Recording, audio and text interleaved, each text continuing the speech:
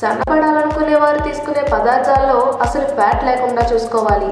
అయితే శరీర వ్యవస్థలు, హార్మోన్లు సరిగ్గా పనిచేయాలంటే డైటరీ ఫ్యాట్ కూడా కొంత మేరకే తీసుకోవాలంటున్నారు ఆరోగ్య నిపుణులు. లేకుంటే నెలసరికి సంబంధించిన సమస్యలు ఎదురు కావచ్చు. అందుకే మేలు చేసే కొవ్వు పదార్థాలను ఎంచుకునే ప్రయత్నం చేయాలి. అంటే బాదాం, వాల్నట్లు, పిస్తా వంటి డ్రై ఫ్రూట్స్లు, బ్రౌన్ రైస్ తీసుకోవాలి. ప్రొద్దున్నే అల్పాహారం తప్పకుండా తీసుకోవాలి. మధ్యాహ్నం భోజనం తక్కువ తీసుకున్న వారవుతారు. గుడ్లు, పప్పు ధాన్యాలు, అవిసె గింజలు, చేపలు వంటి వాటితో పాటు కూరగాయలు, ఆకుకూరలు వంటివి డైట్లో చేర్చుకోవాలి. బరువు పెరగడానికి మనం తీసుకునే పిండి పదార్థాలు గ్లూకోజ్గా మారడమే.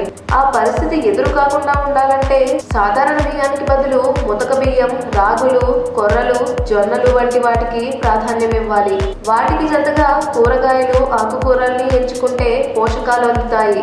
శరీర జీర్ణక్రియ రేటు మెరుగుపడుతుంది. ఏవి పడితే అవి కాకుండా మొలకలు, పండ్లు, dry fruits, brown bread, sandwich వంటివి ఎంచుకోవడం మంచిదని ఆరోగ్య నిపుణులు అంటున్నారు. ఈ వీడియో కనుక మీకు నచ్చినట్టయితే లైక్ చేయండి, షేర్ చేయండి. మరిన్ని లేటెస్ట్ అప్డేట్స్ కోసం మా ఛానల్ని సబ్స్క్రైబ్ చేయండి.